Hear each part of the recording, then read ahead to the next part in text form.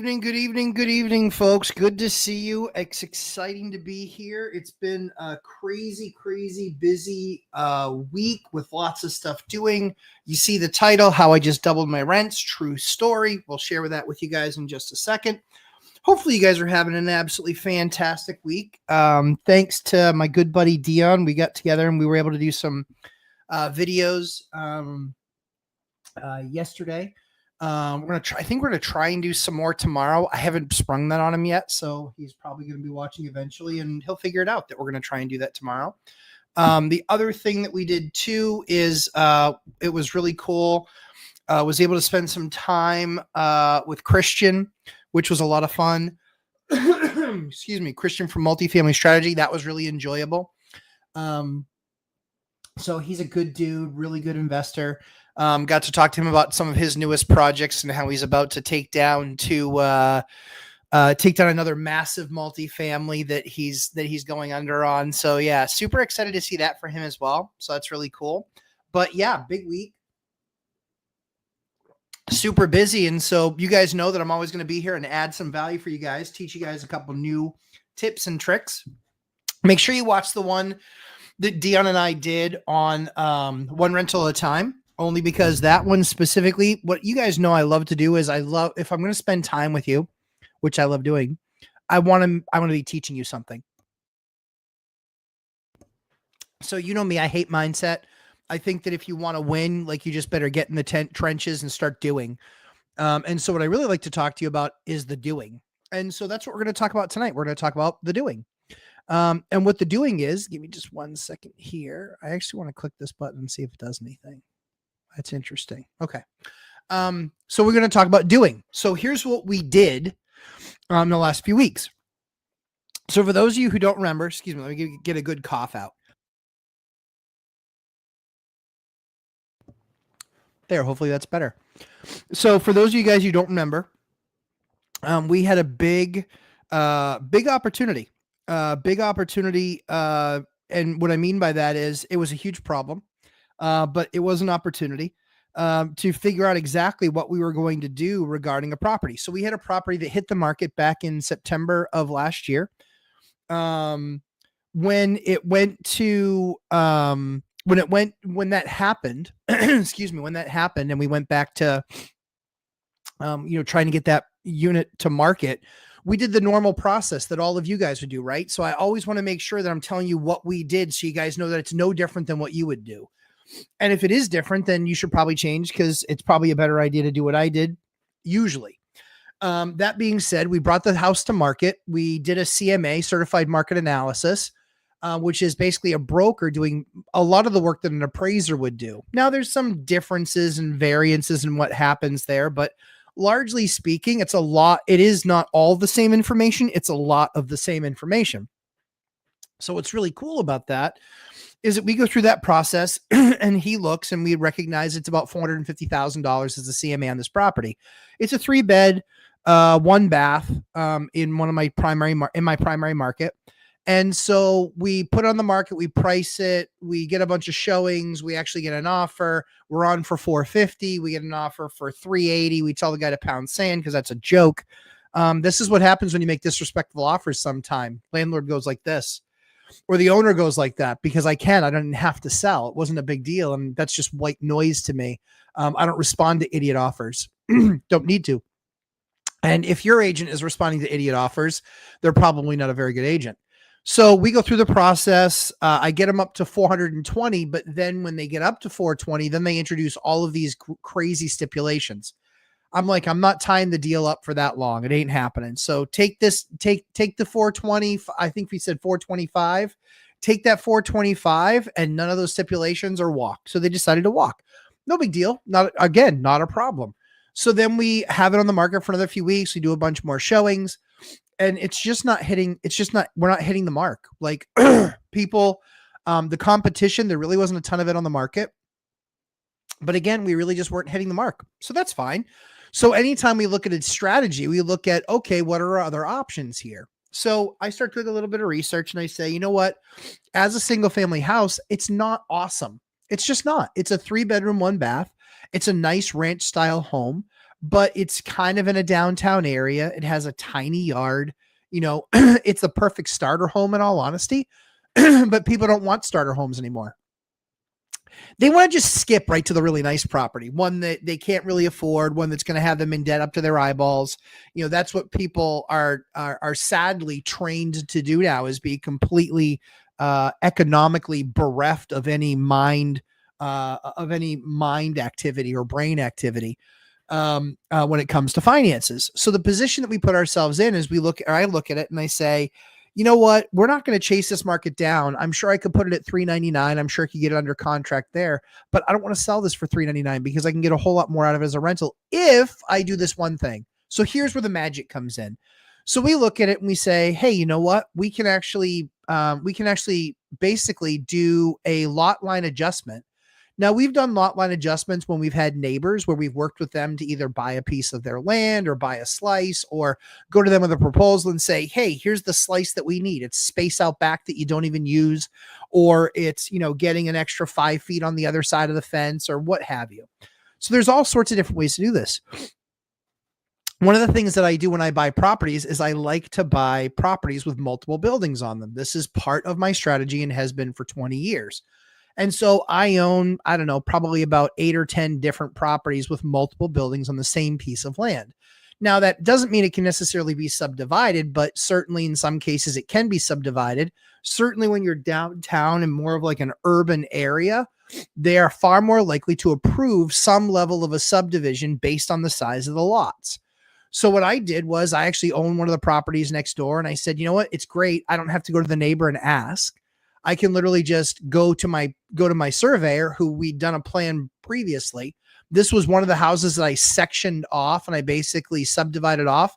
And then I got the bank to discharge the property to me for $0. So I owed $0 on the property. That was pretty cool.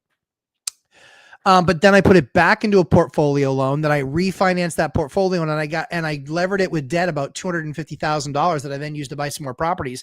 Then I got the bank to discharge that $250,000. So now I own the property free and clear outright again for now the second time.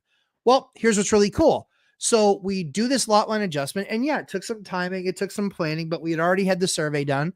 Surveys cost between $3,000 and $5,000, but we do the survey on the property, and we then figure, okay, this is what the lot line adjustment needs to be. Now, there are 2 different routes that you can go down in most cities. One of them is called a variance. Variances are very hard. It's almost as hard as winning in the appellate court. When you try and win a deal in an appellate court, you usually have a 1.3 to 1.7% chance of winning that appeal, because you're not able to introduce new evidence. You are only able to argue that the law was not properly applied, which obviously isn't a ton because judges are judges and they don't want to get overturned. And so they take all the different facets into account, or at least they should. Now that I've taught you a bunch about the appellate court, let's talk next about how a variance works. It's much the same thing. You have to show how you have a hardship, and a hardship is not considered, well, I don't make enough money, or this makes it difficult on me to get good tenants. None of those things. You actually have to prove, hey, this is an actual hardship, or that this actually can benefit the city in some way, shape, or form. So that's option 1 of variance. Now, I've been very successful in variances. I'm 3 for 3. However, most people fail at variances. I only go after variances that I really firmly believe that we have a good shot of getting approved, and we have a process by which we do that. Some one of the things that we talk about in the course. The second thing that we do, which I think is really, quite frankly, pretty awesome, and that is something called a CUP. Most of you guys don't know what a CUP is, and that's fine. You shouldn't necessarily know what a CUP is, but this is how you go from being a property investor to actually an elite investor. This is just another one of the steps. And so as we look at it, we talk about something called a CUP. A CUP stands for change of use permit. So currently the property was a single family home. There's a number of things that take into account of if or whether or not you can actually get a CUP approved. And largely speaking, it's based on what the zoning is. Well, if I'm buying properties with multiple properties on them, then getting them subdivided off, and then doing all of these cash out moves with banks, what's really cool is very often those properties are in zones that support something like this. So you can look at any of your properties. They're usually corner lots or they're usually on double lots. It's one of those things to watch. So we go through the process of something called the CUP, change of use permit. We go through the process where basically by which we actually look at the survey and we then create the parking plan. We create all the things that are that make a CUP essentially conditional to say to the city, see, we're not breaking any rules here. We're leveraging all the existing rules in place. And by doing by taking care of the existing rules in place, this will be in accordance with what is allowed in a change of use permit. So we do a minor property line adjustment, and we actually ended up not needing to do the property line adjustment after we went through the CUP, after we went through the process by which we saw the CUP, but we did have to do a couple of other things. We had to make sure that we demonstrated that we had enough parking for the existing units that were there, not only in the house, but also in the neighboring property. So we checked those boxes because when we file with the city, they then send a bill back and say, hey, this is what we want you guys to do. And then we go for the meeting. So we went for the meeting on Wednesday night. Yeah, we went Tuesday night, Wednesday night. We went for the meeting. Tuesday night. So we went for the meeting Tuesday night. Easy for me to remember. But we go for the meeting on Tuesday night. And as we go for that meeting on Tuesday night, we actually get through everything in front of the town. And we go through and we say, they say, well, we want to make sure we understand the parking plan. And we're like, yep, sure. No problem. Here's what that looks like. They also wanted to make sure that they understood what we were trying to do, which was we were going from a single family house to now making the upstairs 3-bed, 1 bath. And now the downstairs is going to be a 2-bed, 1 bath. So obviously we have to follow all the normal construction rules and things like that. I expect that we can probably do this project for, $35,000 or $40,000 is quite frankly what I think we can do this entire project for. That's going to be including, taking care of, multiple forms of egress for bedrooms. And, we're going to have to put a kitchen in. We're going to have to put a couple pumps in because it's not above, it's basically below ground essentially. So what's really cool about this entire process is that as we look at it, we have the upstairs, which this entire house used to rent out for about $3,200 a month. And so that was a really good number.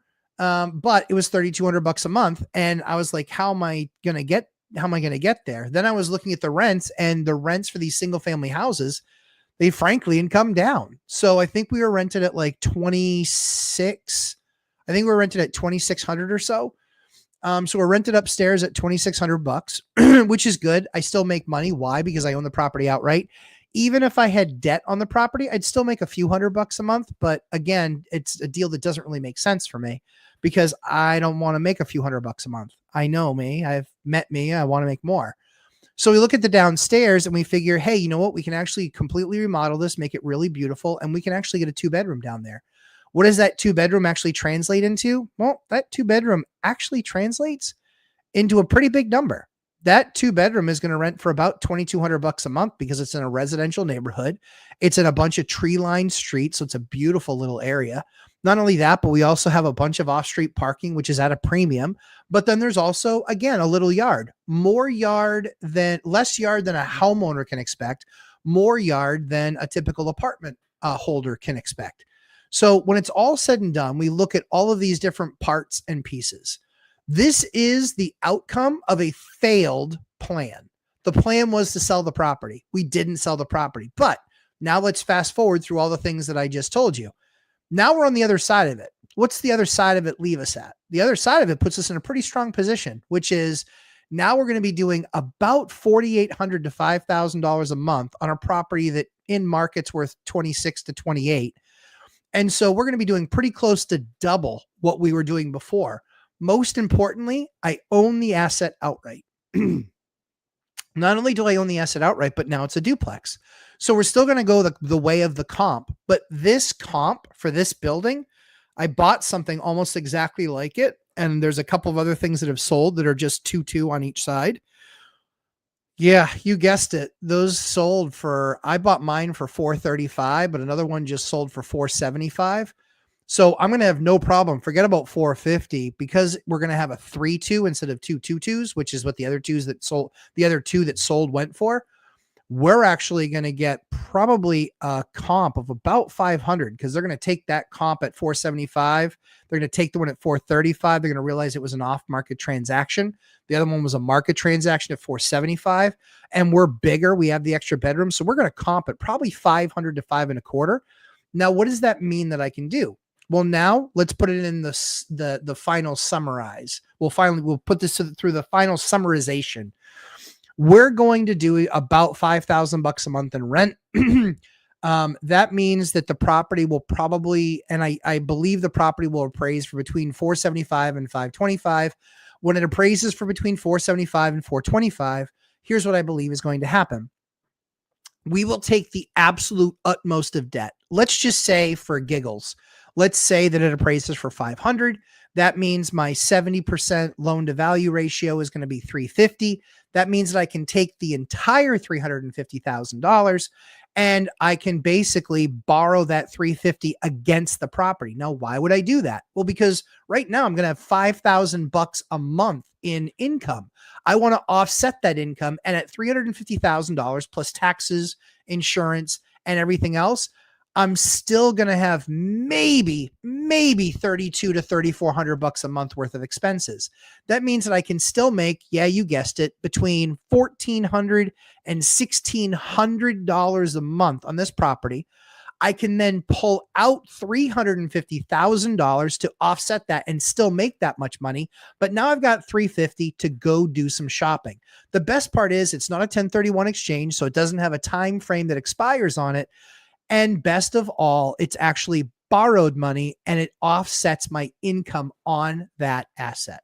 So if you want to learn how to do awesome and amazing things like that and how to, quite frankly, become elite at what we do, take the course. Come join us in the course, take the boot camp, join the amazing group of people that we have on Saturday nights. It's absolutely spectacular. We limit it to only 15 to 18 people at a time. So beware of that. When we tell you that there's a boot camp that's going to be coming, make sure you sign up and that you sign up quickly because we usually sell out within a couple of days. But I wanted to share that story with you guys to encourage you that just because you got to know doesn't mean that you can't still make money and doesn't mean that you can't even make a lot more money. But recognize what happened in the process.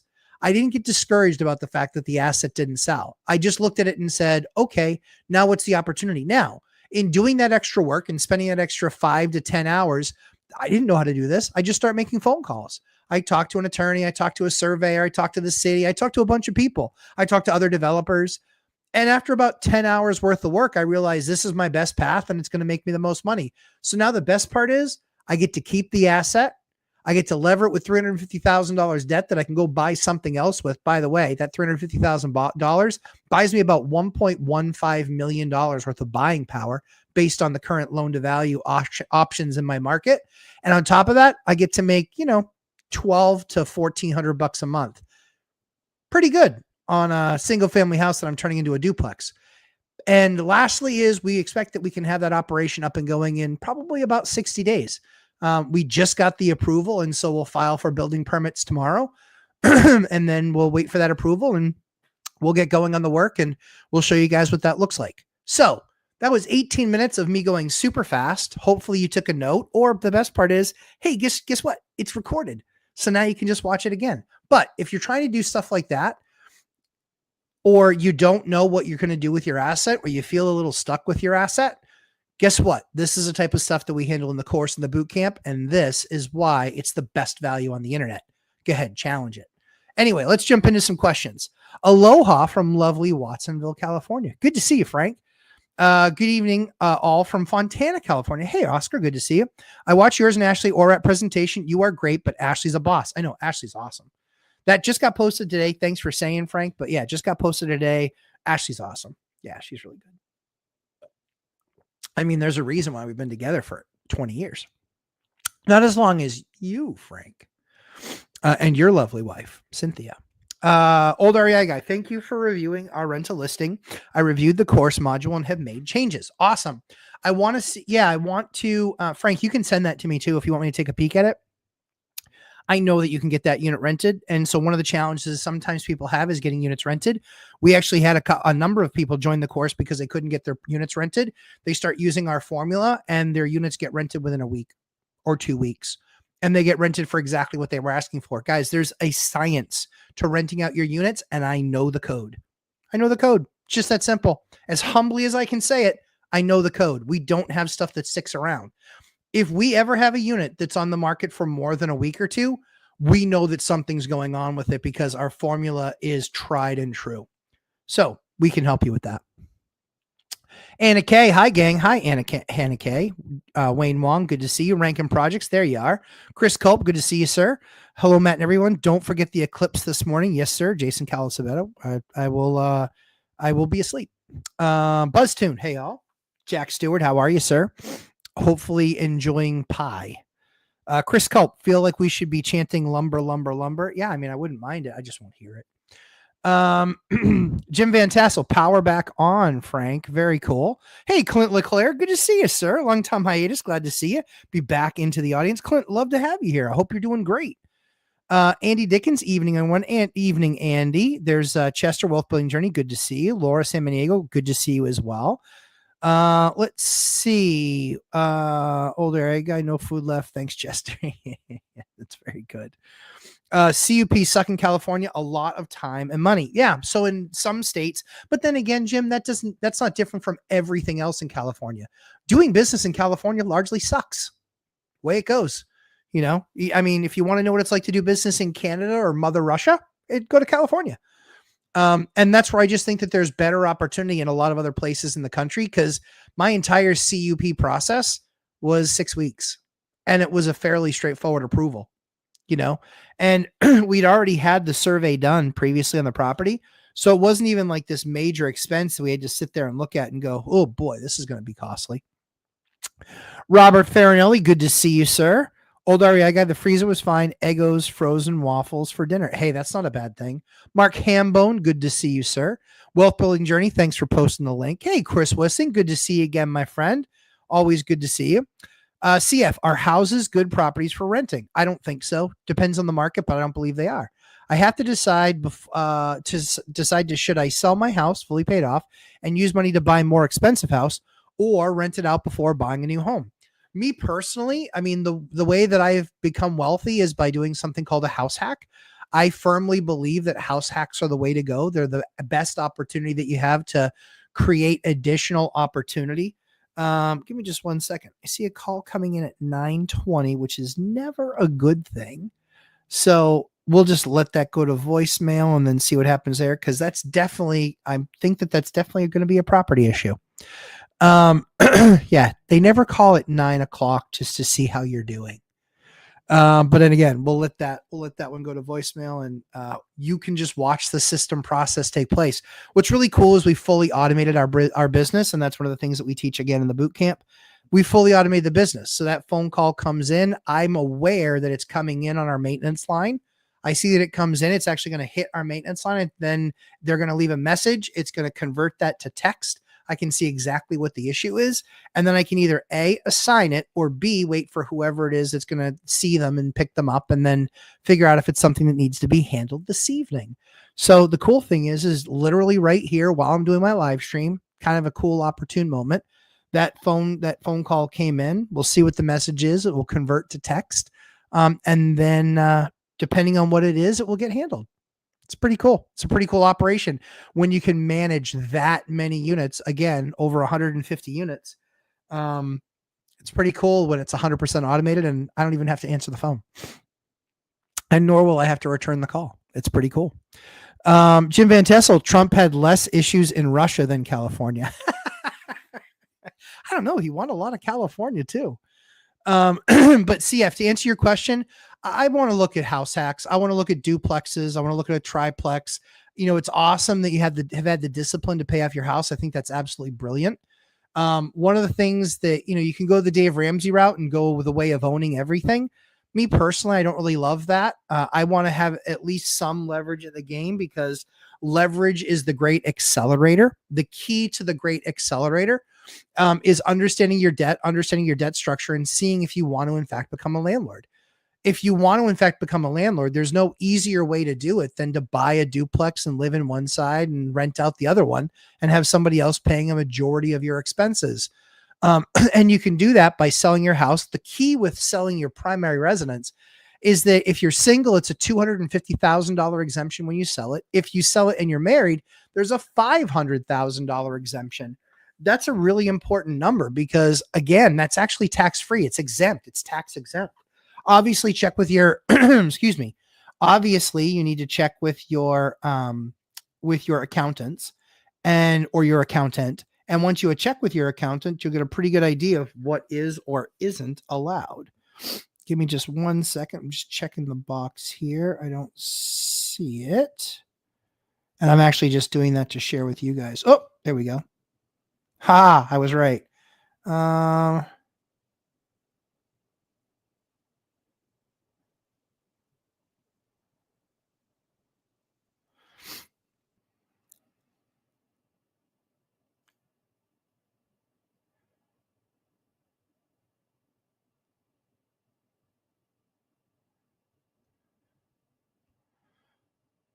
All right. So she basically just tripped a breaker and decided to call maintenance. I'm just going to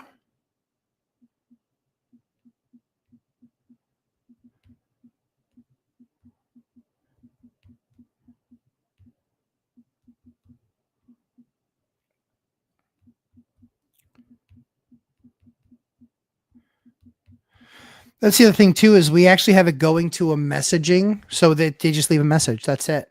Nothing more has to happen. They don't need to talk to a live person. Leave a message and it tells you, hey, leave a message and we'll call you, the appropriate contractor will call you back. Done. Managed.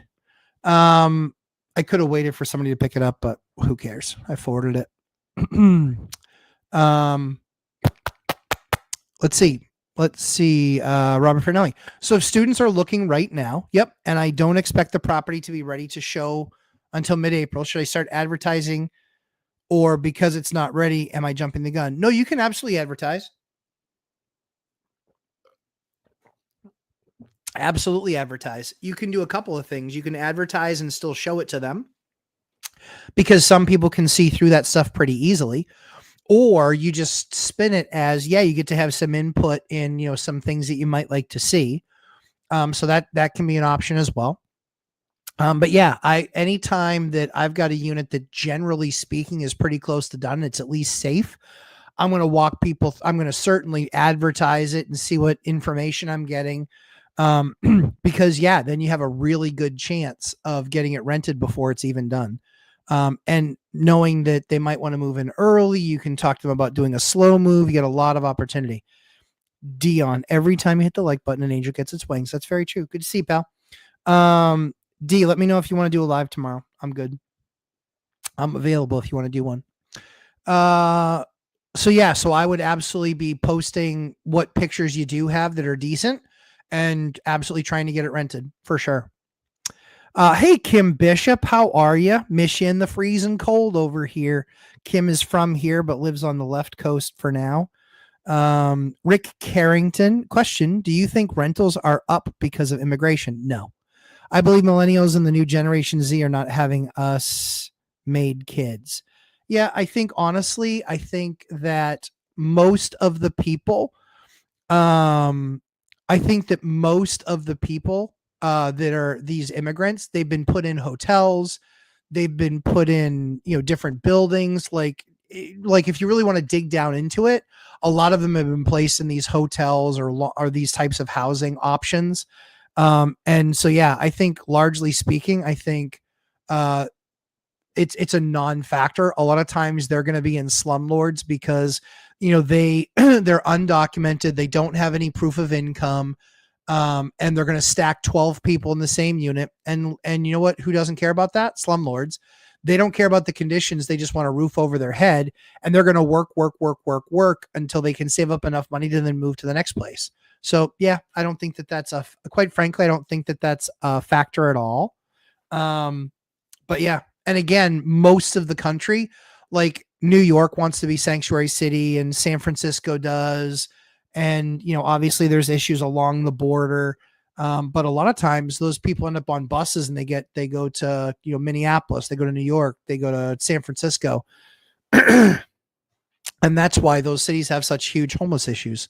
And quite frankly, all of this funding that they need in order to put people in hotels. And so that's what I think is good is that, yeah, put them right back on the bus, bring them right back across the border. And yeah, if you don't like that, too bad, so sad. But I have no issue with legal immigration. My family did it. We came over and it was all done legally. And I have every problem with illegal immigration because I know a lot of times I don't want them on our systems and our programs, but moreover, I also don't want them being taken advantage of, and they're the highest likelihood of being taken advantage of. So yeah, I really don't think that has anything to do with it at all. Dion says I have a 9 to 10 and a 2 to 3:30 PST. Let's do a live outside of those times. Yeah, no problem. Probably gonna be 10. So probably it's gonna be 1 o'clock. So we'll try and do a live maybe at 1 to 1. So 10 to 11 or 11:30 your time. We can try for that. Rankin Projects. Hey, I should let you know that no, the BRRRR is complete, lease signed, and move in tomorrow. Refi with underwriting, and should be complete within a week. So glad that's done. That is awesome. That is a ton of work. I'm super pumped that you got it done, and yeah, I love that. Robert Farinelli. Oh no, sorry, I missed another part of that question. I don't believe millennials and Generation Z's do not have as many kids. Kids? I mean, people want space. People are more selfish about space than they ever have been. I don't see it. I don't. Our vacancy rate is 0.8%. It's not even 1%. It's not even 1. It's 0.8. In struggling areas and struggling economies, you might see it be 5, 6, or 7%. Well, that still means that you're 93% full. It means that you actually have some choice there, and that's going to give some pricing pressure. So yeah, I mean, I think far too often people are focused on those numbers. And when you're focused on those numbers, you lose each time, every time, all the time. The thing that I care about is cash flowing assets. And I care about the market that I'm doing this in, that there being a certain barrier of entry to get into the market, i.e. that there's not a lot of land to build. There's not the ability to just put up one megaplex after another. And then the third thing is what's the existing vacancy rate? If you're sub 1%, it's a gold mine. If you're sub 3%, it's still really good. If you're sub 5%, it's still pretty good. So I don't worry about the silver tsunami because people wouldn't have invested 15 years ago if they believed in the silver tsunami. I think a lot more of older folks, they're living longer, they're staying healthier longer, they get in-house healthcare, they get in-house nurses. A lot of times those houses then aren't even coming to market because they're going to the kids, and one of the 3 kids doesn't have a house, and so they end up with a house. A lot of that stuff happens all of the time. So yeah, it's not something that I even am concerned about, that I lose literally no sleep about it whatsoever. Robert Farinelli, I only have 1 bedroom picture. I could probably get 2 this weekend. House is still a mess from all the construction. I think I will wait a week. Yeah, I mean, if the difference is waiting a week or not, then that's absolutely what I would do. Hold on 1 quick second, guys.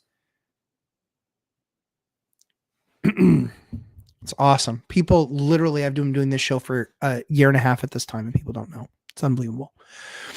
CF, thanks for the answer. What is the main issue for not using a standalone house for rental? Usually because cash flow sucks, and usually because you need 2 adults in the house to both be working for them to qualify. I believe that unemployment is going to continue to tick up. I believe that plenty of people are going to lose their jobs. I believe that that's going to be a growing trend as AI continues to expand its footprint. I spent 17 years doing AI and robotic process automation, which has nothing to do with robots, has everything to do with human task automation and it being humans being replaced by it. So I don't believe single family houses are the place to be. That's just my opinion. I think very often you need both incomes to get approved. And then when one person loses their job, guess what happens? They don't have enough money to stay. So they're going to be forced to downsize. It's a forced thing. So I much rather have spread out my risk. I spread my risk by having a duplex or a triplex or a quadplex. I spread my risk because yes, both people are in the unit, but it's less than a house. they're likely not going to be able to trade down to anything else.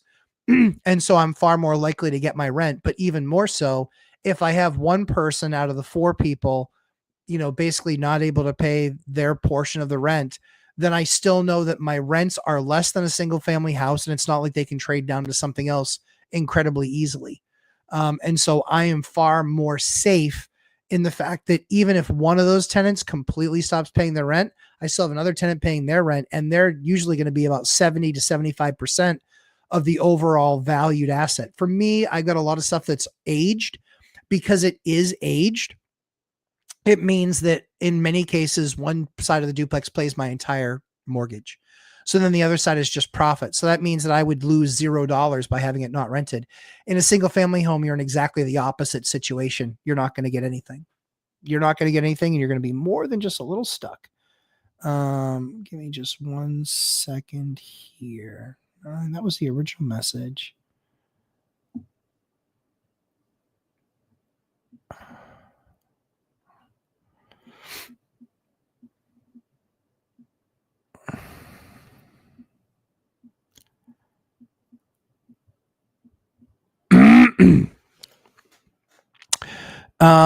Let's see. Like there's no HOA fees and condo fees are just more of an expense.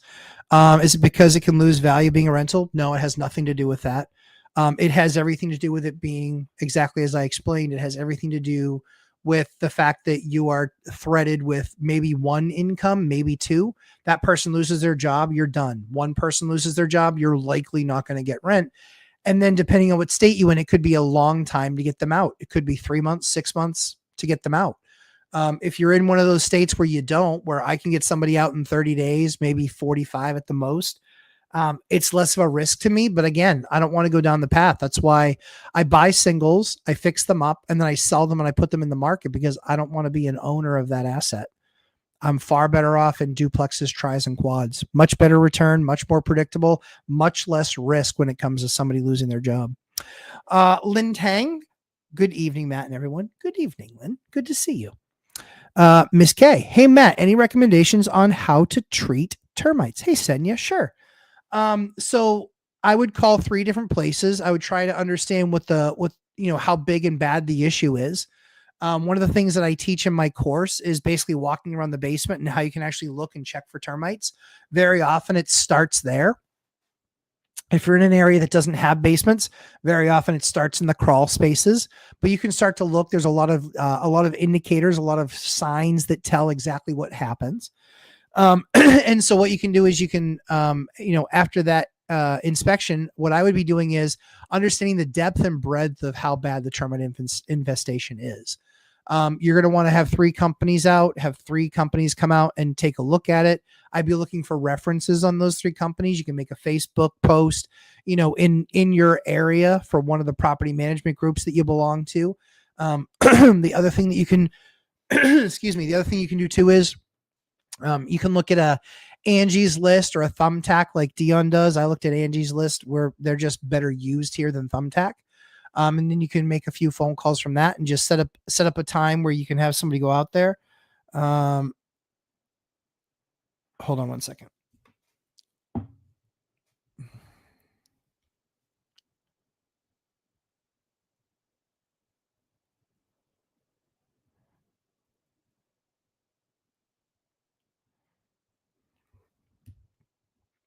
Good clarification being asked by the person that picked it up. It basically said, I can go out and I can take care of it, but obviously it's an after-hour service call. However, it appears as though it's just a few lights that she has in her apartment that are out. Then there should be no issue. I just asked if it's just a few lights and not her fridge. Like literally the tenant is not smart enough to have the electrician walk her through. Like honest to goodness. I mean, at that point, it's 9:30, 9:40 at night. Use your phone. You might have a couple of lights on, but yeah, go to bed and we'll see you in the morning. But we're going to see what that answer is. So this is what I love. I didn't have to do any work, but they then just found out exactly what the problem was. They text me back and said, let me know if you want me to handle this tonight or if you want me to just go tomorrow. And so again, if her fridge is down and not working, If any of those things are like taking effect, then absolutely I'll send them out. However, if it's just a few lights that are out because she can't figure out how to do the breaker, I'm not sending out an electrician at $175 to go turn that thing back on. Absolutely not. Cause in all likelihood, that's exactly what it's going to be.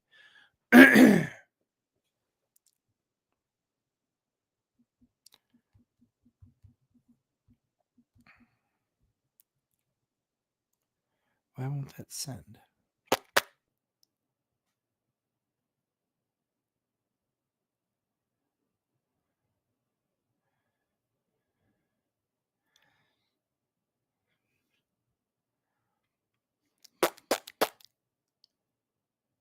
Okay, good. They sent. Perfect.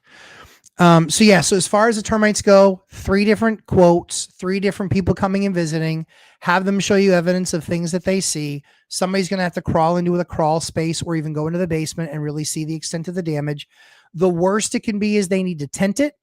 The best it can be is that they just need to spray it, and then see how it goes, if you will. Okay.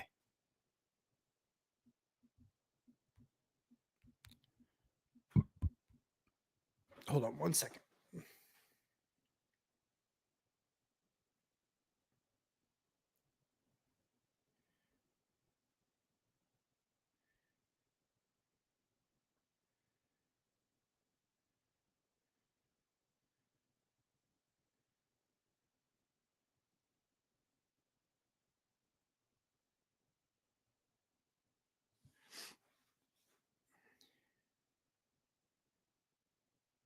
Cool.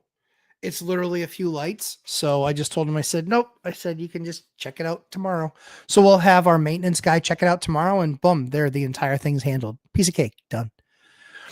So yeah, so let me know how that go, Miss K. Let me know how that goes, Senya. But it should be fairly straightforward. It's just a matter of how extensive it is. And then based on the different reports that you get, if you have 3 reports, they're not all going to say exactly the same thing if it's contrary to that. So that's what I would do. I would stay away from the big houses. I would stay away from the places that have a bunch of trucks. I'd be looking for a 1, 2, or 3 man shop, something small, because this is something that could pretty easily be taken a look at. And thank you very much for the super sticker, super chat. She invests. I bought a property in a partnership. Okay. Through a slew of unfortunate events, we're having to finance our remaining rehab and some operating expenses with personal contributions. Unfortunately, my business partner does not have time to contribute to DIY the remodeling rehab, nor does she have any money to help with expenses. We also don't see eye to eye on the path to completion. What should I do? Well, that's why you have a partnership agreement. That's exactly, no offense, that's exactly why I don't do partnerships, because I'll do it right. It sounds like you're doing it right. And it sounds like she is completely opposed to doing it right. So what you have to do is you basically have to, we would have anything that was agreed to beforehand. We would have some sort of an operating agreement. We would have something put into place that says something to the effect of, this is what we're going to do if anything like X occurs. And it's not that you can legislate out the sun, but you can very easily say, hey, if something were to come up that needs to be handled that's above and beyond the money that we have sitting there, we would both equally contribute. If for some reason the other person wasn't able to equally contribute, what we would do is we would actually do the work ourselves, and we would agree that this is the price per hour that's going to be priced at, that the other person has to pay back, because it's not right for somebody to A, not do the work, and B, not have the money to do the work. Now, this is the reason why we don't do partnerships. This is the reason why I don't do partnerships. I guarantee that in some way, shape, or form, that they could go out there and get some sort of a signature loan or use their credit card for the repairs or whatever. Something like that could be done. There's no doubt in my mind, there's emergency loans like that all the time. So I would try and reach that conclusion. But yeah, I mean, the problem is that, the best business partners are the ones with the best contracts, because they know exactly what everybody's responsibility is, no matter what happens. I'm very sorry that this is happening to you. It is definitely a lesson learned. But I don't know what the right way around it is, other than literally having to sue your business partner. And you don't want to do that, because that's more money you're going to spend, and then more money they're going to spend to try and get to an end. If they can't afford to do these things, then you basically need to write something up that says, this is what we're going to bill out on our rate. This is what we're going to spend and put into it to get it done, because it needs to get done so it can get rented. And then we'll take your share of the profit until that bill is paid off. That's the best that I can do in this situation. So that's what I would probably do. Somebody says, HOA Prez, can you buy the partner out? My guess is no. But I also wouldn't want to buy the partner out, because they're going to want full boat retail for the asset. And I'm not interested in buying you out when it's a problem. If they'll give you a distressed price, I buy them out. If they're not giving you a distressed price, absolutely not. Ain't happening.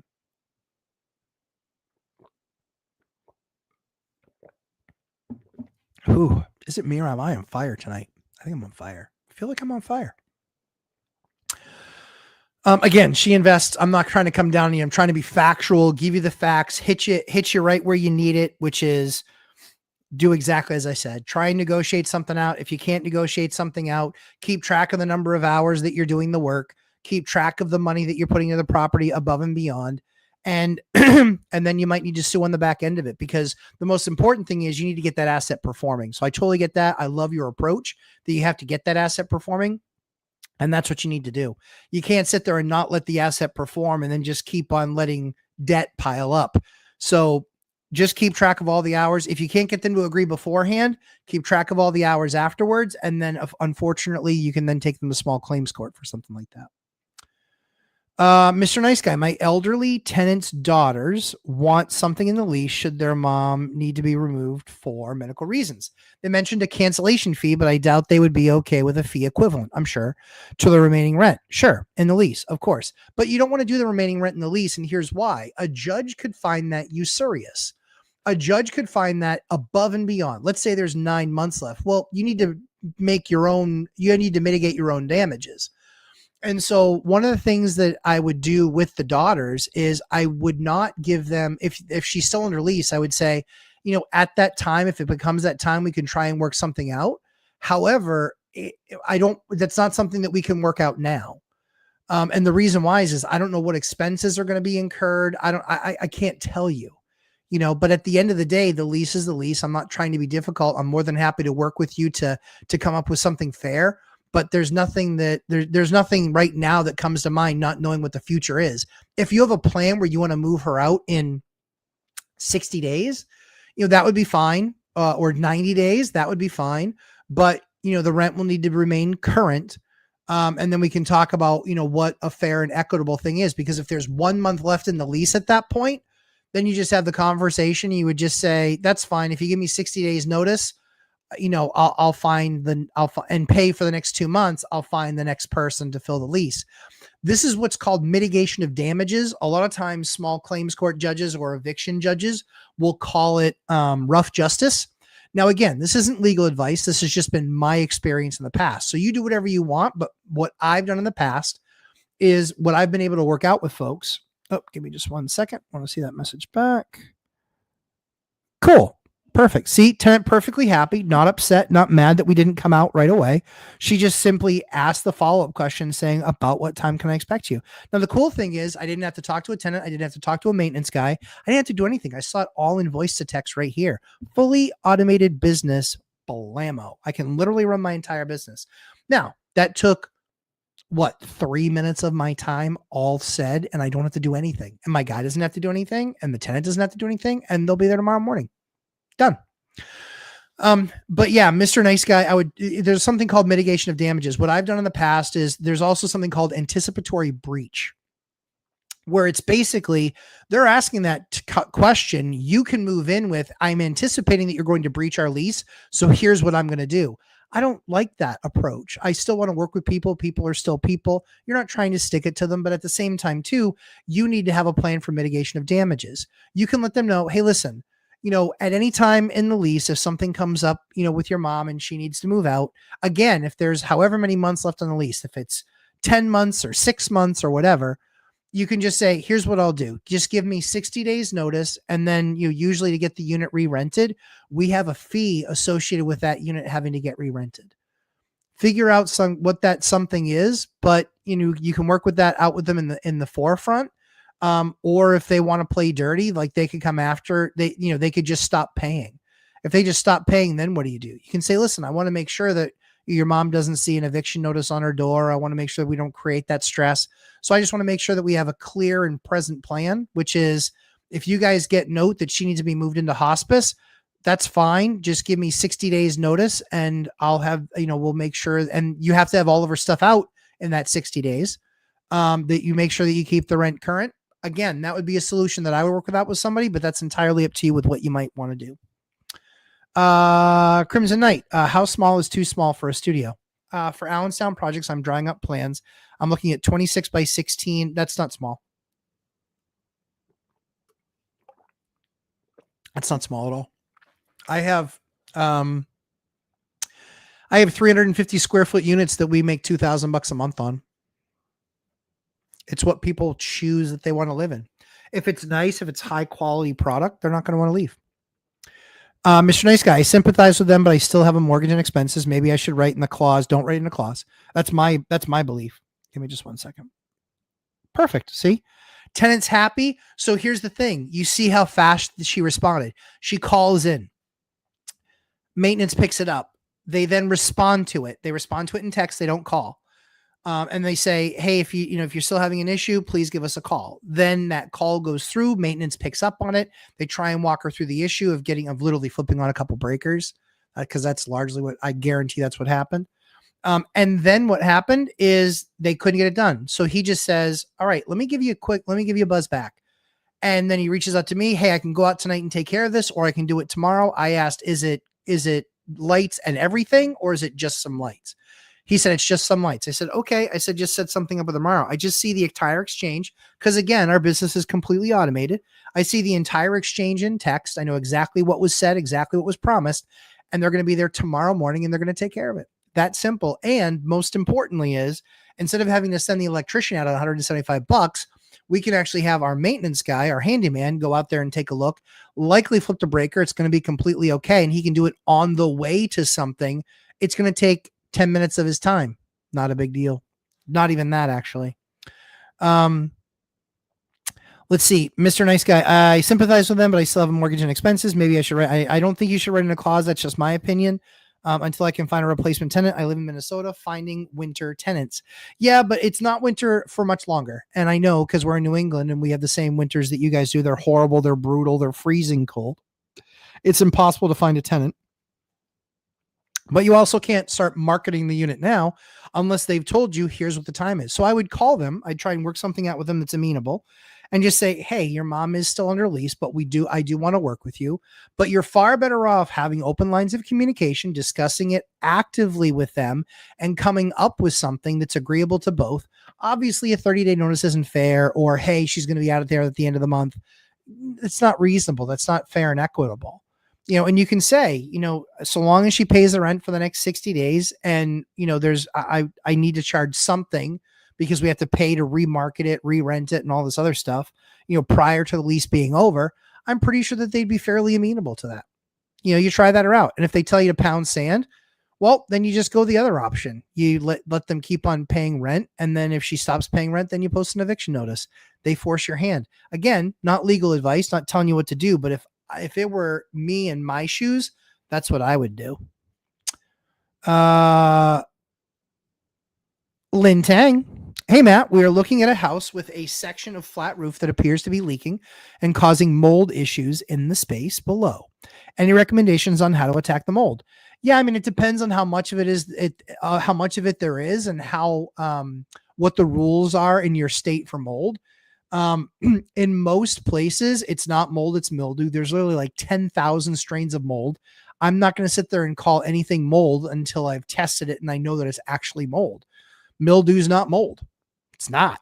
And a lot of people, especially they're like, well, it leaks and there's wetness. That doesn't mean that there's mold. That's, they're two completely different things. So depending on what the rules are in your state, in our state, it's a certain number of contiguous feet that might be an issue. But again, if you're under that square footage, I've done it in the past where I've taken down, parts of wet ceiling or whatever because of a leak. And then we see exactly where the leak is. And then we fix the leak and then we replace the sheetrock. Those things are all, those things are all doable and all things that we've done a number of times, but there's no, ideally before I'm making any decisions on what I'm doing with the roof structure above, I'm getting the ceiling down so it's at least open and then I can kind of see what's going on underneath it. The only issue that you have is, yeah, obviously, if you open up a ceiling, it depends on where you're investing. For me, in my state, I'm going to make sure it's not too much contiguous mold. I'm going to rip down the ceiling. And when I rip down the ceiling and see what I see, then I'm going to be able to make a plan from there. Yep. But people can be sensitive to mold. So that's what you have to kind of watch out for. And what you do to deal with a flat roof is you just get a new rubber membrane roof. If you know the roof is leaking, I would talk to 3 different vendors, have them come out and take a look at it and say, the one thing I would do is don't do rolled roof and rolled roof and flame to put that down. You want an actual rubber membrane roof. They're expensive. They're probably about $1,000 a square. So your 10 feet by 10 feet is a square. And then if your roof is 20 feet by 20 feet, then you're looking at that being 4 square. And that means it's about a $4,000 roof. That's ballpark, but you'll know much better because that's more localized. You'll know much better by just getting some roofers out to take a look at it and giving you a quote. Rick Carrington. And if you do decide to open up the ceiling, I would make sure that you have everything kind of taped off, plastic everywhere, make sure you're observing all local regulations and safety stuff that you need to. And then you might see something that is a bigger issue that has to be mitigated by a mold firm, if it is in fact mold. So there's all sorts of options to do there. But again, just depends on what the local rules and laws are.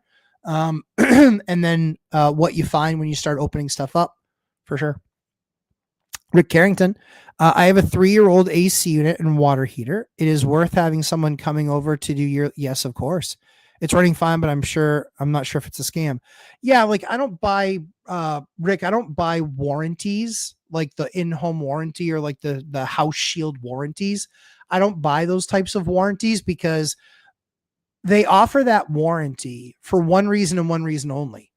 The actuarial tables show that they will make money by ensuring that level of risk. Well, if I have that on 53 buildings, I am going to lose every single time. I'm going to lose every single time. The actuaries on that are the same as the actuaries on anything else that's in the business, which is they look at it and they go, okay, that water heater, 8 years, or it might last 8.5 years based on the thickness of the metal on the bottom. We're going to give it an 8-year warranty. That's what they do. And then what happens? 8 years and 2 months, that thing leaks. 8 years and 6 months, 8 years and 9 months, 9 years, that thing leaks. It's past warranty. They did it based on the gauge of the metal on the bottom of the tank. And they realized if you bought the extended warranty, what did you do? That extended warranty cost you probably another $300, which is probably half the price of a brand new one. I don't want to extend. Yeah, I might get one, but the thing might last 15 years too. I don't know. So for me, I want to, you have insurance for me. I have insurance for catastrophic reasons. If my house goes on fire and it's $600,000 to rebuild it, I want an insurance policy for that. A tree came and hit one of my houses, caused about $5,000 in damage. If I put that through the insurance firm because it had a $2,000 deductible, I would get crushed in renewal rates. Not worth it. It's absolutely worth it to me to fix that $5,000 problem myself and recognize that I'm saving a fortune on my insurance every year by being properly structured. So maintenance isn't a scam. Maintenance plans, I think, largely can be a scam, but I would absolutely be having your unit serviced every couple of years, and I would be changing filters every 6 months for sure. Robert Farinelli, do you also know how high the ceiling would be to make the square feet count? It doesn't. So that only matters when it comes to Section 8. That doesn't matter when it comes to a non-Section 8 unit. At that point, it's just whether or not something's rentable or not. HOA Prez, try to avoid a lawsuit. Yeah, I think you always try to avoid a lawsuit, but then there needs to be practicality. Like, what's their option now today? Their option now today is that their partner isn't participating. They're not participating in the work. They're not participating in any of the dollar amounts. What has to be done is you got to roll up your sleeves. You got to do the work. You got to put the money in. You got to get the thing renting. And then if that person, I'm trying to get a promissory note signed now that says, sure, you guys confront it. Here's the price that we agreed to for your labor. and then you take that much money in profit since I'm not participating in that. It's all she has to do is say no, and then what's your option? Your only option is to write them a letter and sue. That's it. And I've done a number of lawsuits. I don't like them, but sometimes they're necessary to get people to not be dumbasses. Robert Finelli, the total upstairs is 40 by 26. That's fine. And so if you're basically 2 units, 20 by 26, that's plenty huge. Robert, my studio is 388 square feet that I live in, and I love it. Exactly. Sounds like you have enough space, but depends on local requirements, I'm sure. Yeah, it always depends a little bit on local requirement. But again, I think the real key is that local requirements do matter, but the thing that matters just as much as that is the tenant being able to walk the place and feel like they're comfortable. Because we have really super small units. We have bedrooms that are 14 by 14 and a kitchen living room space that is, I think it's, I want to say it 10 by 14, maybe 10 by 15. Because then the hallway, yeah, like our places are smaller than Kim's 388 and they pay $2,000 a month. Out of time. How do you double the rent? I just covered it. How I doubled the rent. Watch the beginning of the video. Out of time. Chris Culp, because I spent 18 minutes explaining it. Chris Culp, Allenstown. I'm in Philadelphia suburbs in Lancaster. Let's connect. Yes. With whom? Jim Van Tassel. That process is all through Doorloop. No, it is not. It is through Doorloop and Google Voice. We have everything set up. Yep. Chris Culp. Yes. Allenstown, New Hampshire. That's correct. Yes. I noticed the Doorloop has an API. You were just talking automation. Now imagine what I can do with that. So I know what I can do with that because it does have the API. However, I do want a level of autonomy from the systems. And so we have exactly as much as we want. However, we could use the API for everything to automatically filter into Doorloop. We're not ready for that step yet. We like the process that we have. And now it's just a matter of what we do is what we have works. And now it's just a matter of fine tuning that based on what we look at and see that we might be able to do. Holy freaking crap. You guys want to hear a funny story? Here's a really quick funny story. So a buddy of mine comes to me and he says, hey, he goes, I think I want to sell this place. And I said, I wouldn't sell it. I think it's in an amazing area. I would absolutely not want to sell that place. I think you're getting rid of a property that in the next 5 years is worth $1 million, maybe even more. He goes, no way. He goes, my dad bought this thing for $260,000 10 years ago. Absolutely. It's never going to be worth that. I said, dude, you have no idea what you're talking about. You're a carpenter and I'm a property investor. Listen, I don't come in and I don't start telling you how to start doing your dovetail end joints. Don't talk to me about, assessing value of a growing market.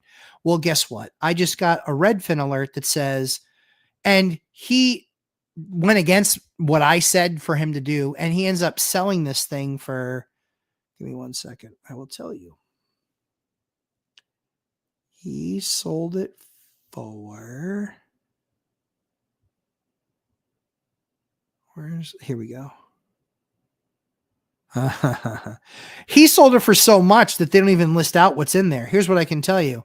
It just got listed on the market for $1.129 million. And I know that he sold it maybe 5 years ago for $575,000. Told him not to sell it. And now it's worth double. And the rents there are off the charts. Just dumb. Shouldn't have sold it, but didn't want to listen. Hope it was worth it. Whatever. Mr. Nice Guy 423. Thanks, Matt. You're welcome. Yeah. I mean, again, that's what I would do in that situation. You take what you feel you can learn from that and apply and see how it works. Robert Fernelli, create a small cloud instance in your case with lights out. I can make a hook for that and use the API for ChatGPT and some other API to tell the tenant to try flipping the breaker. The problem isn't flipping the breaker. The problem is accurate description. And at that point, you do need human touch.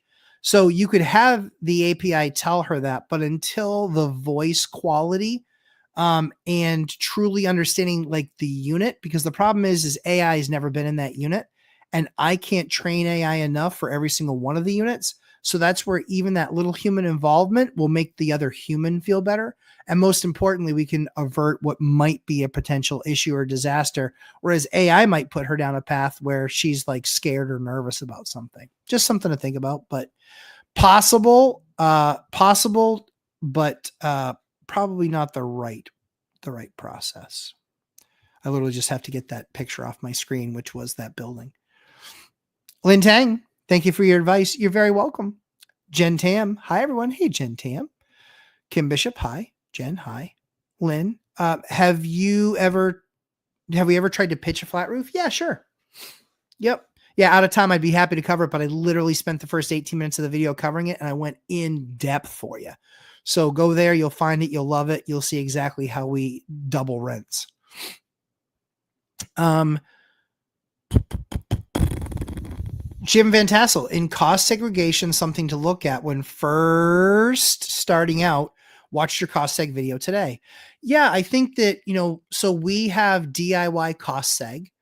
Call them and tell them Lumberjack Landlord sent you. Let them know that, you've got the code to do a cost seg, but you just had some questions about doing a cost segregation study. Ask them. They're the experts. They're going to tell you whether or not it's going to be worth your doing or not. For me, not an expert. So I can sit there and say, here's what I believe. I believe it's absolutely worth the conversation with the expert to figure out, is this something I should consider? Like Dion says, he doesn't want to do a cost seg because he doesn't want all that depreciation to be taken up front so he can get a big, huge tax return. He doesn't want that money. He already has enough money problems with too much to spend.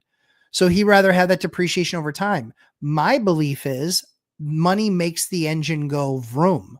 And so if money makes the engine go vroom, I need more money to make it go vroom more. So if I'm always concerned about where's my money coming from my next deal, how much money am I going to have for my next deal? When can I renovate this project or do my next deal? Guess what? This strategy creates cash, and it creates cash from your existing asset. That's what I like about it the most. Rick Carrington. My mom has a home in Utah, about 10 miles from ski resorts, but she has a pool in the backyard. She wants to make it into a rental or an Airbnb so she can travel. Is the pool will be a liability? Yes, absolutely. Yeah, pools are absolutely liabilities. You can talk to an insurance agent and then talk to them about what their insurance coverage is. And then you can, do the math and see if it's something that you want to do. There's tons of Airbnbs, obviously, with pools. So everybody just has to decide what their own risk profile is. And most importantly, what's the liability? The liability is being sued. How big is that liability? And then do you have enough insurance to cover it? I think very often people make that a difficult conversation or a difficult thing to figure through. I think that's one of the easiest things to figure through ever, because it's really, to me, it's, do you sleep well at night knowing that some mistake could happen and somebody could end up hurt or passed on? Okay, if that's something that I worry about, then it's not worth having a pool. If that's not something I worry about, because the biggest, most important thing to me is giving people access to something that's pleasurable, that will make their vacation that much better. And so I just need to make sure that if something does occur, that that I have enough money to cover it, i.e. that I'm covered from my policy perspective. So it can be seen both ways, Rick. It really just matters what you want to do, and then making sure that your risk is covered. That's the most important thing. Apparently, Redfin really wants me to see that message. Keeps on literally pounding me with that same message. It's the third time they've sent it. It's like, yes, I get it, Redfin. Take a breath. Count to 3. Let's see. Nope. Here we go. There. Here. Hold on 1 second. Nope. I don't want that.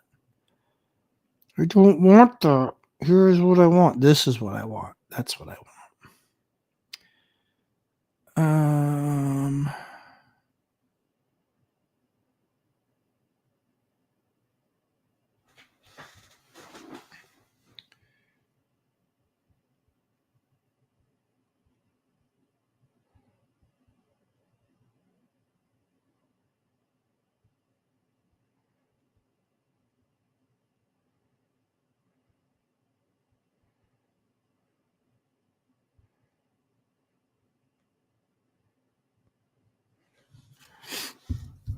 right. Good. I would actually like to train an AI model on my unit and see how that turns out. So I spent a bunch of time doing AI and automation, and you can do it. You can do it. It's just how long do you need to do it? And I think that I always like the hybrid approach. I always like big box, little box. Tons of technology, but then a human that's actually there. Because there's nothing worse, and there's nothing worse than a customer experience where they can't get a real person to answer the phone. And too often, when that's the only option, you're going to see turnover just based on that. So I always want to take that piece of it. I need to use AI because I am planning on being lazier than Dion. Answering tenant text is too much. AI can do that. So AI, yeah, sure, AI can do that. But I think that one of the mistakes, and you're a programmer, and so that's okay. But one of the business mistakes that I think programmers make is they try and program everything. You will not end up with the same quality of response. But worst of all is you'll be disconnected from your business. And again, that's something very easily handled. I handled it. It's in, it's out, it's done. Less than 3 minutes worth of work. The tenant's happy. They feel heard, and they didn't complain at all. They were like, no, that's great. Thank you so much. Guys, I want that renewal. I believe AI will get you more renewals. More people not renewing and needing to get new tenants. She invests. Thank you, Matt. Going to put on my big girl pants and have the difficult conversation that I've been putting off for far too long. You can do it. You can do it. This is why I hate having partners, because there's always a disagreement on how things should be handled. And always it's the person that doesn't have the money and doesn't have the time that's always the stick in the mud, the pain in the ass. They're always the problem. Perfect example, and I'll share with you, this is the most partner I get. I have a commercial building. It has 7 commercial condos in it. I own 5 of the 7. Do you know that when I was buying into that building that I purposely lined up enough units to have a majority of the board?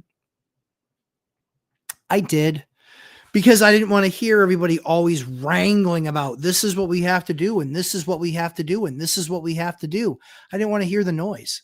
So I was like, all right, I want to buy into this thing because I can buy into it super cheap. And I did. I bought into this building's probably worth $1.7 million, $1.8 million.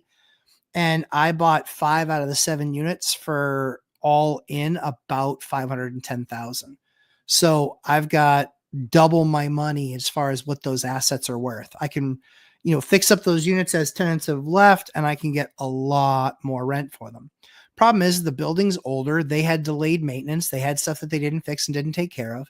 So when I came into the equation, I was the majority board. I went in, hey, Flavio, I went in, majority of the board, and I said, we should be doing the siding on this building because it's not in the best of shape. And because right now I can get an outrageous deal because I'm just waiting till the end of the season, and we'll have companies that will have, 20, 30, 40 extra square left over. They don't want to hold it all winter long. So you can just go in and go, hey, I'll give you 60 cents on the dollar and I can buy it all. And then I can get the guys to say, hey, one last fell swoop, guys. You guys can be out here for a week and a half before it gets way too cold. And now you guys can get this job done. Right. So I get the labor at a discount. I get the product at a discount. We could have had the entire building sided for about $40,000. Well, guess what happens? That was 5 years ago. They didn't want to listen to me and they put it off.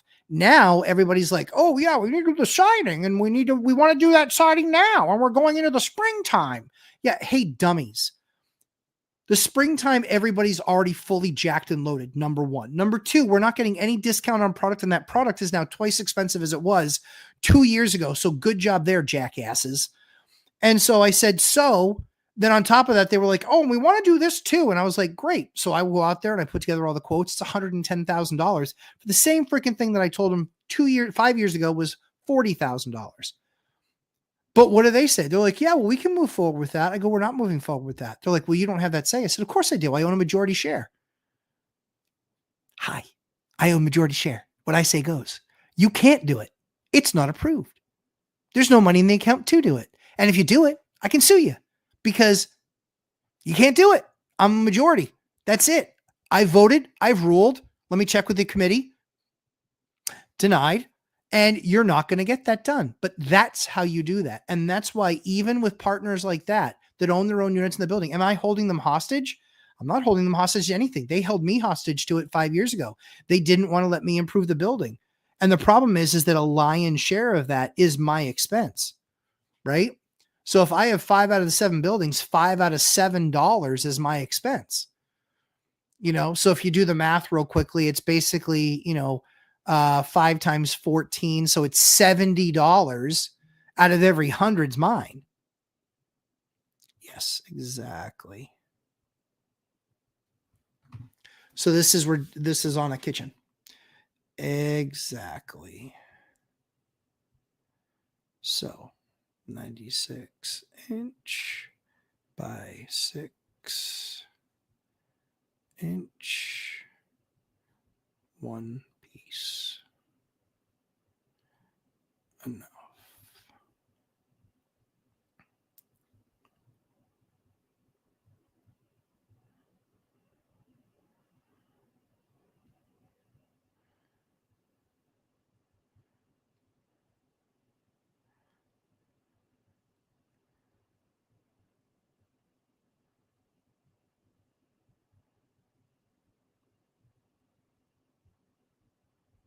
All right, done. So that's what I would do. So in that partnership, guess what? I own it. I'm it. I got the partnership and I don't have to do anything because I know majority share. In your particular case, yes, I get it. You own 50-50. Those conversations are tough, but now you're seeing the lessons learned. You have that stuff worked out beforehand. That way, if something occurs, it's just a matter of following through the steps.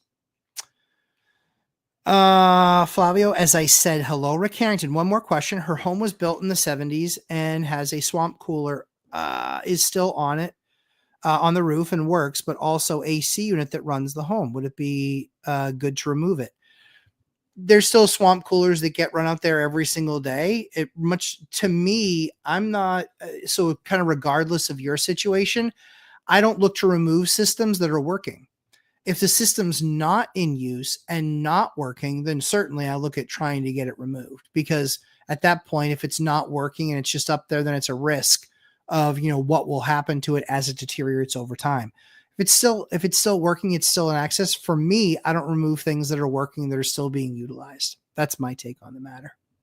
So last few minutes of the live, you guys feel free to ask any of your last remaining questions. I'm happy to answer it. So the text that I was just answering was regarding a kitchen design that we're doing, and just going over and making sure that all the T's are crossed and I's are dotted, and then we actually drop ship that. So somebody's doing a beautiful kitchen in one of their rental properties. We're super excited to be doing that with them. But yeah, now everything is set, ready to order, and that thing will get kicked out tomorrow. I think it'll get ordered tomorrow. It's either ordered tomorrow or Monday. So then we're going to be done. Done.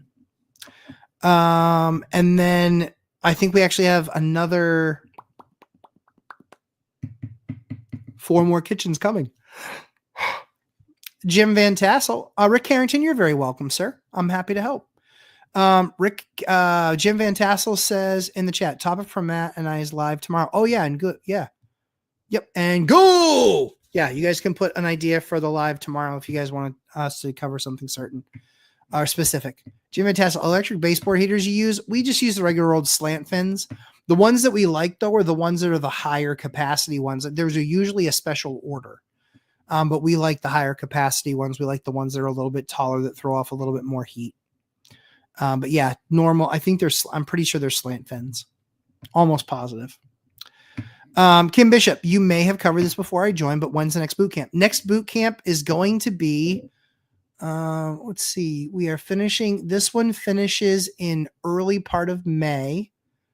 The next boot camp will be likely in September if I do one. I probably will do one. At the Zuber event, I had a number of people that said they really needed to do a boot camp. And so I think it would fill up quickly. But yes, in all likelihood, we would be doing one in the springtime. Wealth building journey, reverse engineering things not to do, lessons learned. Yeah, absolutely.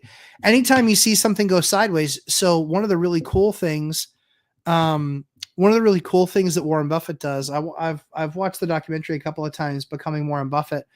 One of the things that he was always really good at was when something went sideways, he would have enough humility to go back and look afterwards and go, why did that go sideways? Honestly, it's something that I do consistently. It's what helps me eliminate risk. Of course I have risk. I just have less than others. Of course I have exposure. I just believe I have less than others. And that comes from having done the project more. Now, the thing is that have I done every project? No, I'm doing a sprinkler project right now for the first time. I freaking hate it. Sprinkler systems suck. They absolutely suck. There's so many rules around them and around fire code when it comes to, and this is for the jail. Now, it's not the inspector that sucks, although it's extra steps. You literally have to hire somebody called a fire engineer. And they come in and they know the code all the inside and out. And they come in and they go, this is what you need to do. And you're like, really, dude? Really? Seriously? Just dumb. Like, of course, you know? Two forms of ego. Yeah, I never would have guessed you would have said that. But that's the silliness. That is the silliness. Oof. Bruins got crushed tonight. Oh, that sucks.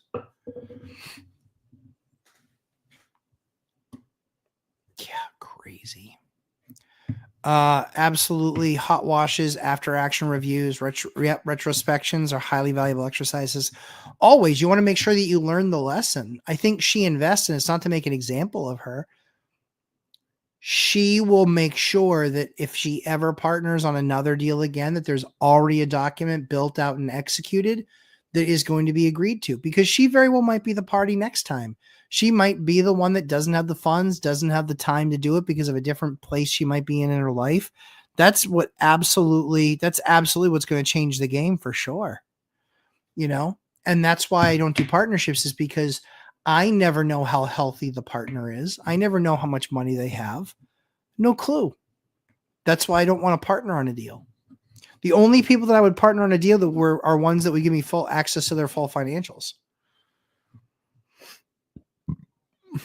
Because I want to know that they're okay. If we get into trouble, I also want to have a criteria that's used by which we make decisions. Think about that. Hey, if this comes available, this is what we're going to do. We're going to get 3 quotes. And if it's something that needs to be done in order to improve the unit, make the unit better, make it rent faster, then that's something that we're going to do, you know? Or you need to have a third party involved that's not related to the 3 of you or the 2 of you.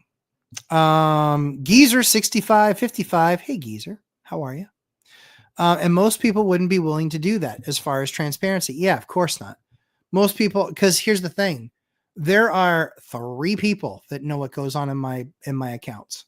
My wife, my accountant, and me.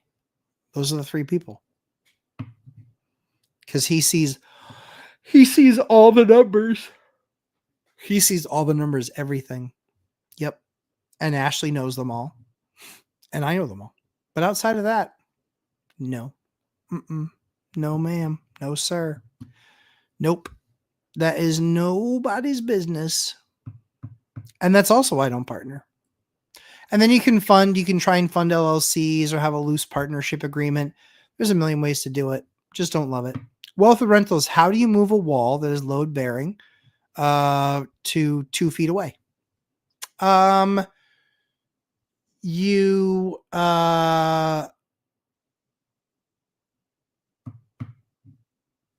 There's a number of ways to do it. The idea is that you still need to have something load bearing.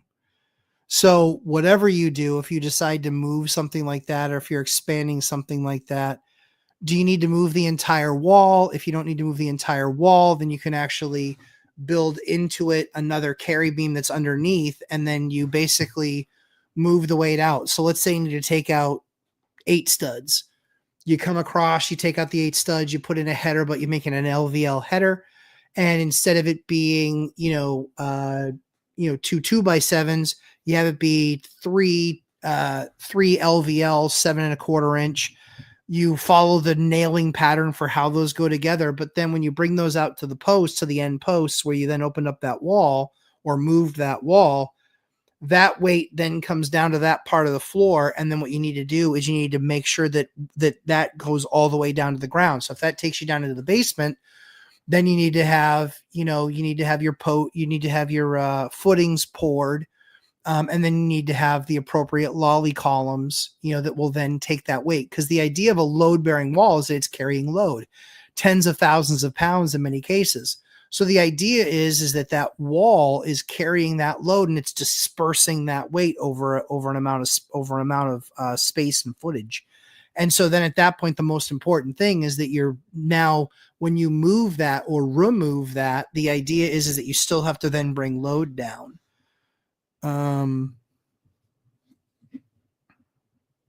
Cool.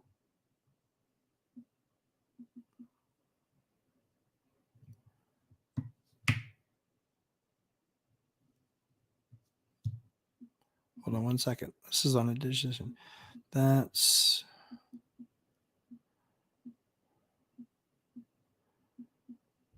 cool. But yeah, that's how you do it. What is needed before done under the new wall location where the foundation beams support the house load? Yeah, exactly. You just have to support that load. So we always are, you're going to have to build So awesome. Cool. So what you have to do is you have to build temporary walls that then spread that load. And then you have, like I said, you bring that all the way down to the basement to make sure that that's carrying the load. Very often, you can a lot of times get a structural engineer to come and look at the house and just go, yeah, this is what you're going to need. And it's best to have those types of drawings because the city very often will ask you, well, yeah, how do you know the structural load is okay? You kind of want to know that that's okay. So then there's a combination of that saying we're going to open up this big of a hole and we're going to have this much of a distance. And then you have something called an LVL load calculation. And so when you bring those plans to a lumberyard or something like that, they're going to take that and they're going to send it to the company. And the company's going to say, here's what we recommend. And so they might say, well, yeah, you need one 16-inch LVL. Well, I can't have a 16-inch LVL because that's going to be 10 inches into the room. And then they go, okay, well, you need 2 12s. And you're like, again, I can't have that because it's going to then come, 4 or 8 inches into the room. So then what you do is you work it backwards and you just say, hey, how many 7 1/4 inch or 9 1/4 inch LVLs do I need put together in order to take this amount of load? And that's where you'll usually come back with the answer. They might say, well, you need 3 7s and this is the tacking thing. City said there were only 4-inch foundation under the wall. Okay. That doesn't mean anything. Doesn't mean anything. That's where, so you have to go the step of getting load calcs done because the city isn't a bunch of engineers. They're inspectors. They don't know the first thing about engineering. So that's where your best bet always is be informed, more informed than them, and have the numbers. So if you know what your plan is, if you have a structural engineering program, they're not going to say, no, you can't do it because it's a structural engineer. They know factually more than this person does. So yeah, this is how I win. I'm always more prepared than the person I'm going into combat with. I'm always more prepared than them. That's the idea. Or you always want to be more prepared than them. So when I'm trying to move a wall that's got a load, that's going to have a load calc to it, I'm going in and I'm saying, hey, this is what the structural engineer came up with. Here's what the lumberyard came up with as far as what's needed. And then this is how we're going to do it. Well, then at that point, what are they going to say? Well, we don't believe that's going to hold the weight. And you're not a structural engineer. Show me your structural engineering degree because that's who I got this from and they stamped it. Structural engineers actually stamp that stuff. And the reason that they stamp it is because they're saying, I've seen this, I've approved it, I've run the numbers, I've run the load calcs, this is what it's going to be. So that's how I get that stuff done. Is that, again, I'm more prepared than the townie who's going to say, oh, no, you can't do that. No. Based on what? Based on what? Well, it's only got a 4-inch wall. Okay. And if I have a structural engineer for $350 that's walked through and given me at least some sort of a brief drawing, that's a non-issue. Yeah, it's a non-issue. That's how you win that. That is how you win that. All right, guys. It is 10:30. It's been a blast. Love spending this time with you. I hope you guys have an absolutely fantastic week. If anything that you learned today, please make sure that when you leave that you actually give me a thumbs up. Please like the video. If you haven't subscribed, subscribe. If you haven't forward the video. Have somebody else learn how they can double their rentals too, because they'd probably appreciate you being such a good friend as passing on this amazing information. But most importantly, when you do walk out, make sure you hit that like button. But we will see you in the next one. If you have any questions about the course, lumberjacklandlord@gmail.com. But you can see the syllabus right there on lumberjacklandlord.com. You can see the syllabus, walk right through it. If that's going to help you, what I would tell you is there's not any person that's ever taken the course in the boot camp that hasn't said it paid itself multiple times over. This is what I can tell you. And if you don't believe me, ask the chat. The chat will answer. So, guys, thank you so much. Boot campers, I look forward to seeing you guys on Saturday night. We're going to be talking about the amazingness that is Section 8 and talking about those strategies because the world might blow up and all the vouchers might disappear. I'm joking. That's just the dumbest thing I've ever heard. But we're going to talk about that stuff in boot camp on Saturday to make sure you're prepared, make sure you have the right strategy and that you're taking the right steps, just like we did last week where we spent 2.5 hours teaching you guys exactly how to do student housing. And that crushes. Anyway, see you guys on Saturday. Hope you have an absolutely fantastic ending to your week and start to your weekend. Then I'll see my boot campers on Saturday. Check us out in the live tomorrow with our good buddy Dion. We'll be hanging out, doing a live tomorrow, talking about who knows what. But yeah, we'll catch you guys in the next one. Thanks again for coming to hang out. See you later. Bye.